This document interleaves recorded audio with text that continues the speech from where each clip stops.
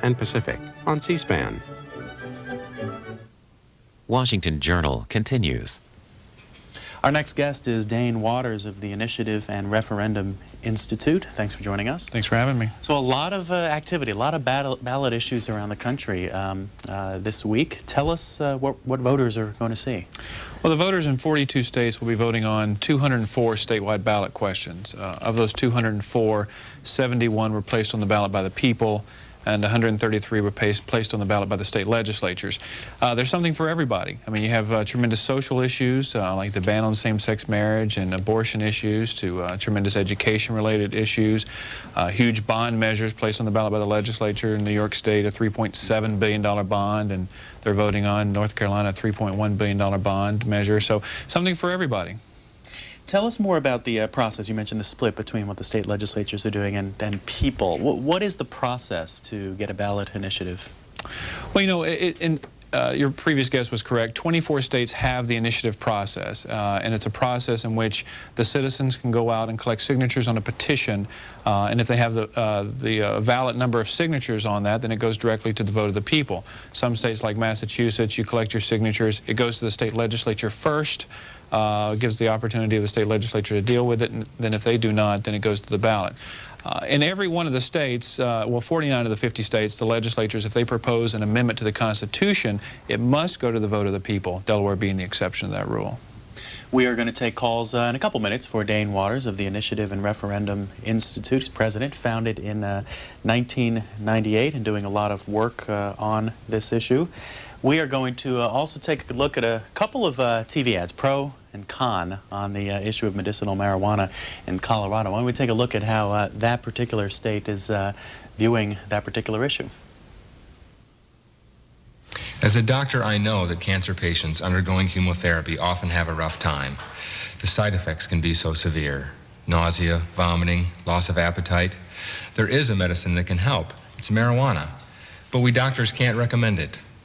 Amendment 20 would allow dying and suffering patients to register with the state and use small amounts of marijuana. Non-medical use remains illegal. Morphine works, marijuana works. Let us treat you with every medicine that can help. Who's against legalizing marijuana in Colorado? The medical community, Governor Owens, our legislature, law enforcement, newspapers, and parents everywhere.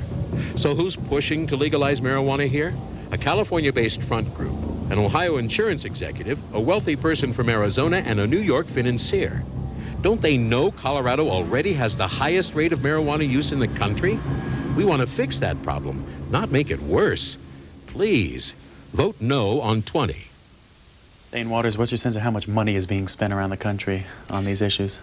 Well, this election cycle, there will probably be about $200 million spent on pro and con. About $100 million of that will be spent in California alone on the school voucher issues and a local, issue dealing with whether or not bonds should be passed with 55% versus a 2/3 vote of the people. So a lot of money will be spent. 1998 actually was the record. There was $400 million spent in 1998, so we're at about 50% of what was spent that year. Phone numbers on the bottom of the screen for Republicans, Democrats, and others. 202-624-1111 for Republicans, 624-1115 for Democrats, and everyone else, 202-737-6734. And again, when you call in, we'd like you to tell us about a ballot initiative, referenda, that you will be facing this week as you vote. Tell us all about the issue and how it's being played out there. And we're going to talk to Dane Waters for a couple more minutes before we actually start taking calls. Referenda, pros and cons. What's good and not so good about it? Well, a lot of people believe that the initiative process is an affront to representative government. I think your previous guest said it's kind of either representative government or direct democracy. Our founding fathers, Thomas Jefferson, was a strong proponent of the legislative referendum. He believed and proposed in 1775 that any time an amendment to the Constitution is proposed, it should go to the vote of the people. It's a check and balance on representative government. Even though, I wish we lived in a society where our lawmakers dealt with every issue we wanted them to deal with, but there are times where they're, because of either selfish reasons or they're unwilling or unable to deal with certain issues like term limits, campaign finance reform, death with dignity, school vouchers. Regardless of your political ideology, there are times when these legislators just want to act, and in 24 states, the citizens have the ability to put issues on the ballot to be dealt with. Does it make the legislator less important? It does not. I mean, you know, people like to use the argument that it lets legislators off the hook. As I said, only 24 states have the initiative process. The legislators in those other 26 states are not dealing with these controversial issues like term limits, campaign finance reform, you know, drug policy reform. So it doesn't let them off the hook. It just gives the people in those 24 states the ability to deal with these issues. Let's go out to the states for Dane Waters, our guest, Hot Spring, South Dakota. Hello. Hi. Hi. And thank you for C-SPAN. Sure. I'm really appreciating these discussions this morning. I'm wondering if there's a history of ballot measures being used to determine civil rights issues in this country. I've been closely following the ballot measure in Vermont about same-sex marriages. And I was just wondering if there is a history of ballot measures being used to determine these kind of issues in the country. Dane Waters? There are. First, I'd like to say for the caller from South Dakota that South Dakota was the first state to adopt the initiative process in 1898, and Oregon was the first to use it in 1904. But the initiative process has been used throughout its 100-year history to deal with important social issues. Women first gained the right to vote through the use of the initiative process. The people used the initiative process to abolish poll taxes. This election cycle, people are dealing with gay rights issues. There are 4 gay rights-related measures on the ballot. 2 would ban same-sex marriage. 1 would require or ban the teaching of homosexuality in public schools. Those 3 were put on the ballot by the people. And then there's a measure placed on the ballot by the legislature in Maine that would ban discrimination you know, for individuals based upon their sexual orientation. So the process has been used to deal with social issues, and they will probably continue to appear on the ballot in the future. We go to Colorado Springs. Good morning. Good morning. Go right ahead. Yes, thank you for C-SPAN. Yeah, I wanted to talk a little bit about the Gun Control Initiative, Amendment 22. In Colorado? Yes, in Colorado. Okay. Yeah, we had a lot of outside people that that financed all of the that financed the against the initiative, and I'm just wondering these outside people, Rosie O'Donnell, Senator McCain, and the such, why they had to put their thoughts into this. Why do you think? Well, why do I think? I think Senator McCain wanted $1 million for it. That's what I think. Any thoughts? Yes, Senator John McCain has been very actively involved in the gun limitation measures. There's one in Colorado, one in Oregon. He's also been very involved in the voucher issues. I don't think he received $1 million for that. But you know, you do have individuals outside the state of Colorado coming in and saying vote yes and vote no. You have individuals from outside the state putting money into the yes side and money into the no side. The thing that we all must remember, in my opinion, is that only Coloradans can sign the petition to put it on the ballot, and only Coloradans can vote yes or no. It's just, you know, we're the United States of America, and people all across the country like to express their opinion about these issues. What kind of limits, if any, are there in participation and financing of these kinds of efforts from folks outside or within states? Well, you know, one of the reasons that a lot of these very wealthy individuals get involved in the initiative process is because there are no limitations. The U.S. Supreme Court has ruled that you cannot limit the amount of money in initiative campaigns. They basically say you can limit money in politicians' campaigns because in theory you can corrupt a politician, but you can't corrupt a piece of paper, which is an initiative. So there are no limitations on the amount of money, so a lot of individuals use the initiative process because they can put as much money as they want to in either passing these measures or trying to defeat these measures. Let's go to Grand Rapids, Michigan. Hello. Hi, we have Proposal 1 here, which is about school vouchers. I don't know if you're familiar with it. And here, it's a very big issue here. A lot of people, I believe it's going to be no come Tuesday. People are very skeptical about, we want the federal money to stay in public schools, a federal school. We do not want it to go into private schools.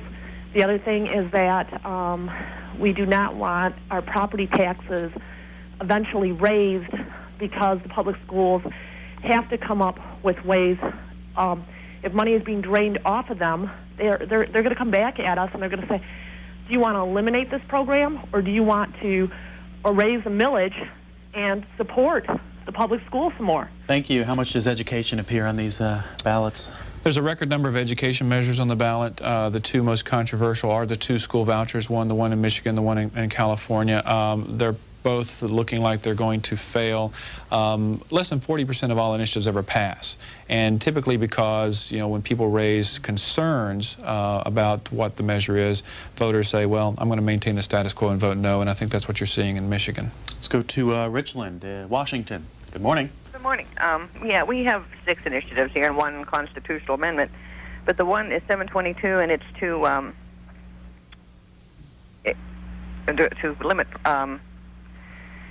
property taxes, because we passed up here 695 a few years ago, which made all car tabs $30, and they're trying to find new ways to make money, and I think people are tired of taxes. And we also have, where's this, 729 on charter schools, and 732, which is to give a annual cost of living to teachers, which I will probably vote against, because I think you have to earn my husband doesn't get a cost of living increase every year just because he's, there. I don't know. People are tired of taxes here, and it absolutely amazes me that people think this state is liberal. It's really not as liberal. We turned down gun control measures. We turned down all kinds of doctor's choices for we're just not as liberal here as you guys think so. What about taxes around the country? Well, taxes are very key. Since 1978's Proposition 13, which limited property taxes, the people have turned to the initiative process to deal with taxes, not only to cut taxes, but to increase taxes for public education. One thing I'd like to say about Washington State, there is this perception that Washington State is a liberal state, but if you look at the ballot measures that have been on the ballot, like in 1998 and 1999, there are conservative and liberal issues that have been on the ballot, and they have both passed. So you can't really put Washington voters, just like you can't really put voters in almost every state, in a box. They vote for ballot measures based upon what they individually believe in, not that they're Republican or Democrat. With the rising number of initiatives, have initiatives themselves become a subject? It has. Actually, 1996 was the high water mark for the initiative process. Since 1996, there's kind of been a downward trend, not because the people are less likely to use the initiative process, but as your previous guest said, there's kind of a backlash against the initiative process. State legislators and the courts are changing the rules and regulations associated with the initiative process, making it more difficult to use the process, which is why there's a downward trend. But the fact that the initiative process has been so successful, the process itself has become an issue. The state with the most ballot initiatives this year is Oregon, and what we're going to do now is talk by phone with Lisa Lednicer, who is a political reporter for the Portland Oregonian. Good morning. Good morning, Paul. Thank you for joining us. Tell us about what's happening in Oregon. 26 initiatives, right? Yes, it's quite a lot. Tell us about them. Well, there are actually 6 that are really big ones out here that have caused the most discussion.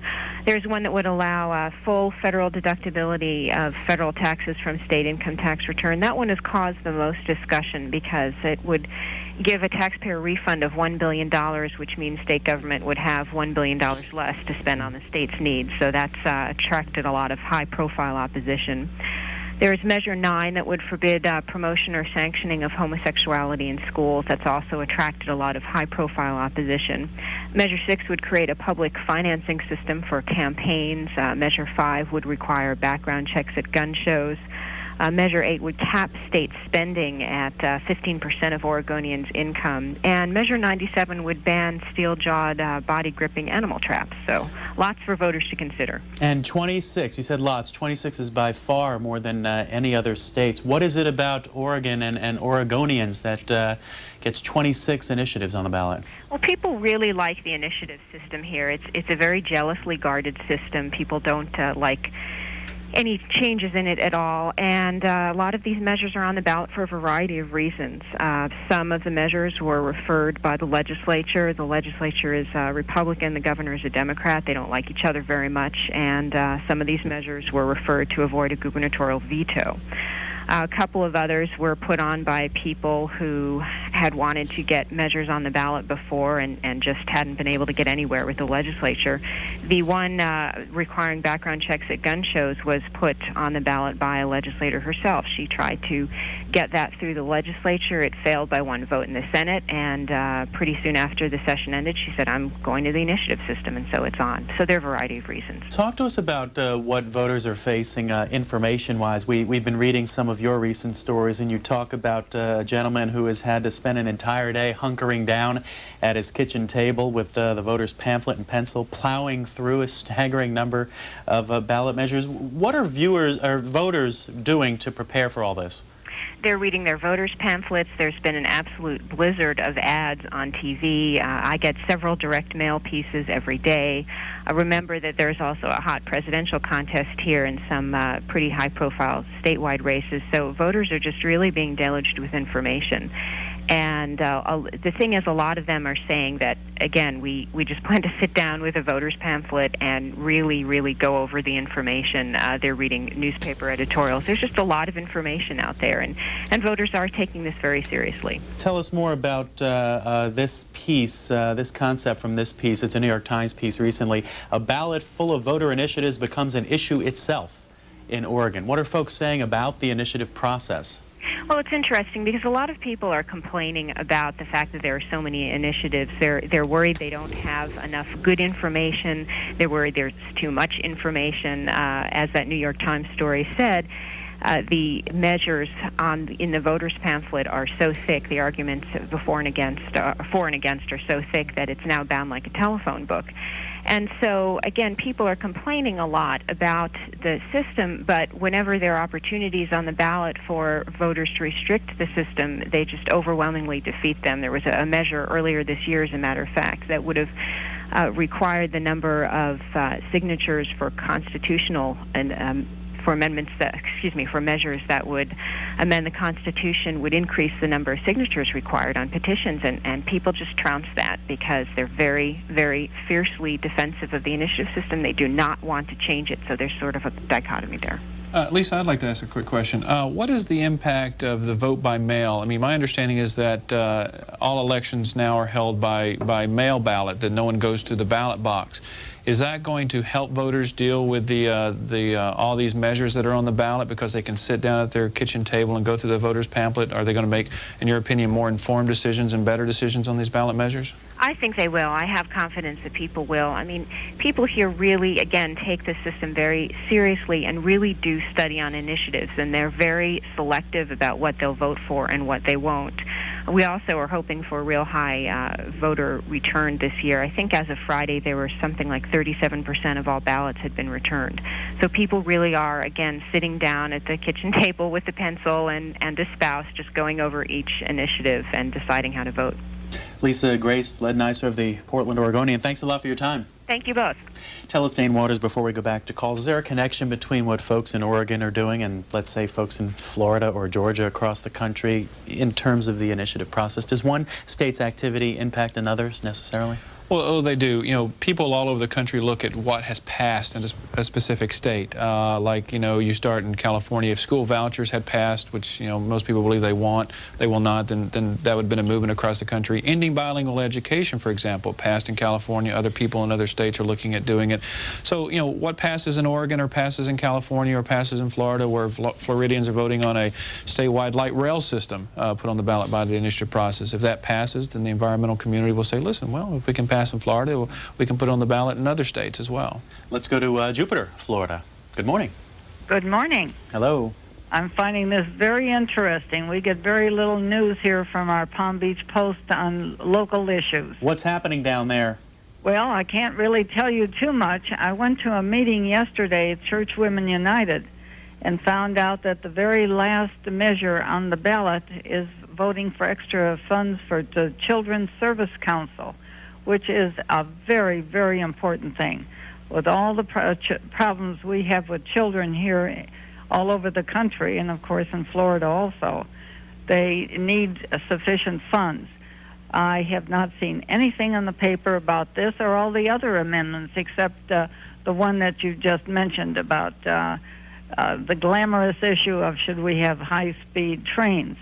Once in a while, if it's a glamorous issue, there might be something written about it. What we really need in the news media is the pro and con very clearly and carefully on every issue that a voter is supposed to vote on. So you didn't get any kind of pamphlet or anything?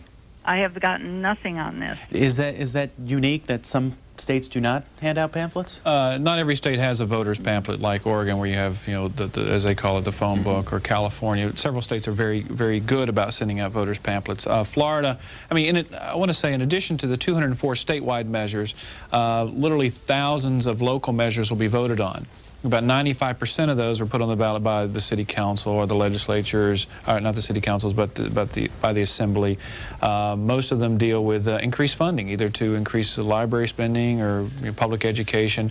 But there is not enough information in some of these states. Some states do a very good job, like the state of California, but other states like Florida could do a much better job. What would you advise to folks? Well, you know, one thing I would advise is that, you know, you can go to several websites. You know, our website, for example, ballotwatch.org, has a lot of information about issues that are being voted on across the country, links to voters' pamphlets, pro-con statements, that kind of thing. But also, you know, I would suggest you contact the city council member if they put it on the ballot, or contact the proponent of the measure, because they typically either have a website or they have information. I mean, there's information out there, but I would urge voters not to rely on the state to provide that information to them, that with the internet and other mediums available to them, they can pretty much find anything they want about these measures. Let's go to Hopewell, Ohio, for Dane Waters. Good morning. Good morning.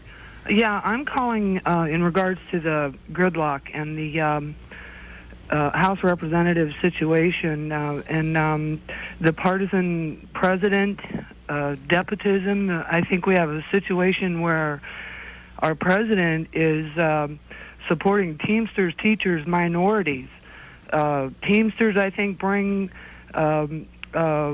companies down. All right, going to let you go. A little bit off topic there. Let's move on to Cordova, Alaska. Hello. Yeah, good morning. Thank you for C-SPAN. Sure. Enjoy your program every day. Sure. We got two initiatives here in Alaska. One of them's on a property tax cap, and the other one is to legalize marijuana. And I think your guest has hit it right on the head. These legislators will not deal with a lot of these issues, so it's real important that we have these initiatives. Otherwise, they won't, like for the taxes, they'll just keep going up, and unless the voters can have a say. And the same thing with the marijuana. They're spending so much money, spending $50 billion a year in the country to keep it out, and you can go anywhere and get it. So I think there's just going to be more and more of those showing up on the ballot. All right, more there on what the legislators won't take up. That's right, you know, and that's throughout the history of the initiative process. That's why people have turned to the process. But you also have something on the ballot in Alaska that's interesting. You know, the people, I believe, in 1998 passed a ban on wolf hunting in the state. The legislature had the ability to change the law. They changed the law, even though the voters had approved it. So the citizens have come back and have placed the change by the legislature on the ballot. So in some states, the legislature has the ability to change things passed by the people, but there's typically a backlash where the people go back and they vote and say, well, no, we don't want you to mess with what we approved. Aside from early voting and voting by mail, do ballot initiatives increase voter turnout overall? It's a very good question. Yes, they do. All the academic research shows that voter turnout has increased anywhere from 3 to 7%, primarily because you know, what the studies show is that voters believe that their vote has a tangible impact. I mean, if you vote for medical marijuana, you're going to have medical marijuana, you know, within 90 days, you know, barring any action by Congress. If you vote for you know, campaign finance reform, you're going to have campaign finance reform. So it draws voters out to the polls who typically would not be voting because they believe that their vote does make a tangible impact. And I think that this election cycle, primarily, you're going to see a lot of people voting, not because of the presidential candidates, but because of these specific issues that are on the ballot. Can ballot initiatives be reversed by legislatures or the people themselves later on? Yes. I mean, some states, like California, if the citizens pass a statute, the legislature is forbidden to make any changes to it. States like Washington and Alaska and Wyoming and many other states, as soon as it passes, the legislature has the authority or the ability to make changes to it. So it varies state to state. Let's go to Plant City, Florida, for Dane Waters. Good morning.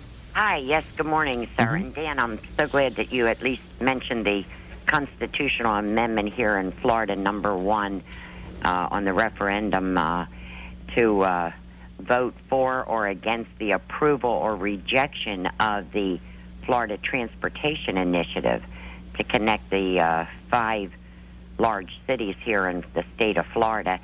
But I heard an ad this morning, and it said, oh, this isn't going to cost you anything. I mean, do they take us for absolute fools? I mean, the Good Tooth Fairy doesn't come down here and cover this. And the other thing that got me about it, I got the sample ballot, and they haven't made up their mind, if they do get approval, which way to go.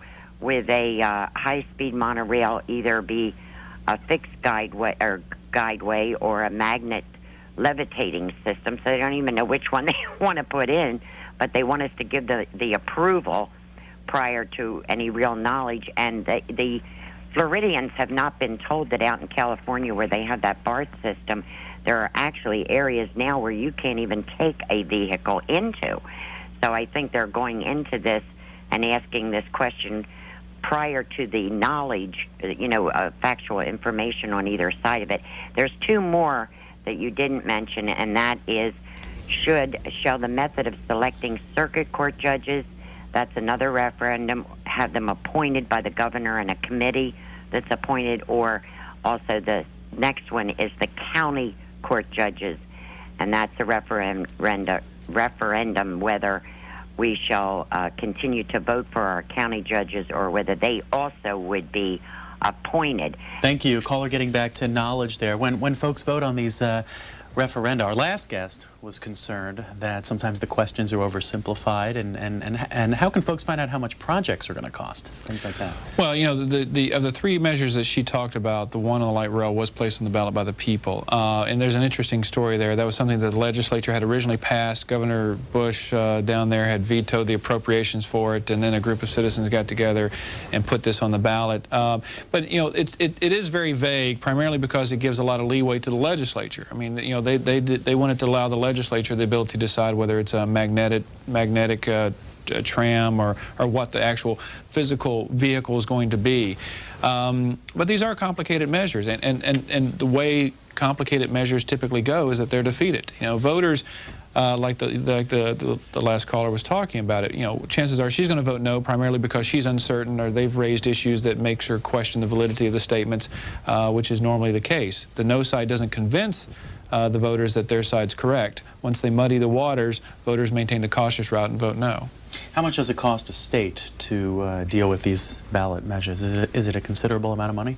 It varies. I mean, most states have what they call fiscal impact statements. The state of California puts, in the voters' pamphlet says this is what the cost of this measure is going to be.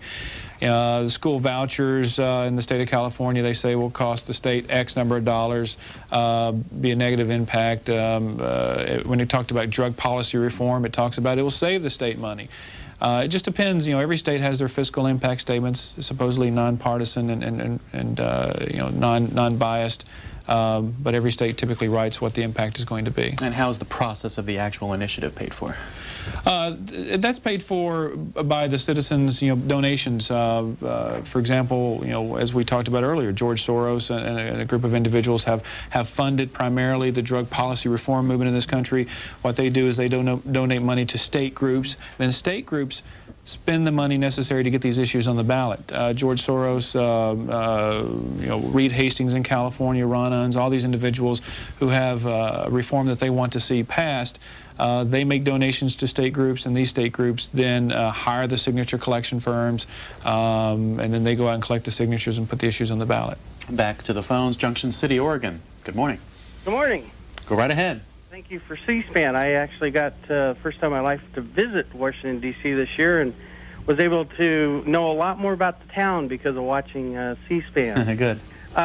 Give you some insight on Oregon. The referendum process is very positive here, and we do get a lot of issues.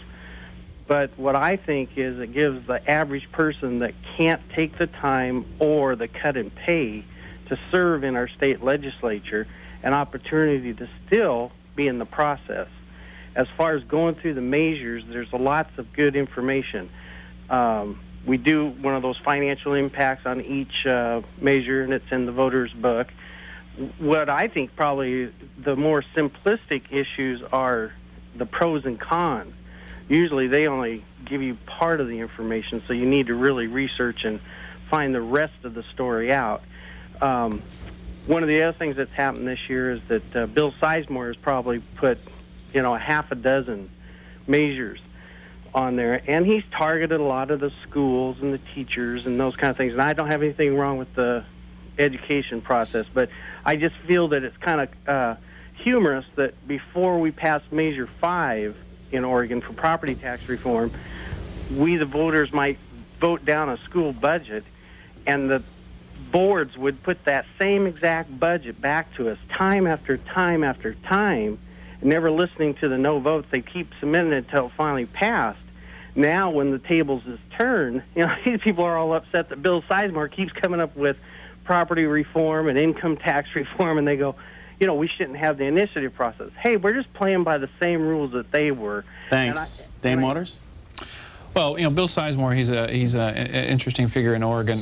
Bill has put, close to 10% of all the ballot measures this election cycle there. He ran for governor. He was a conservative, and so the issues he's putting on the ballot are conservative in nature.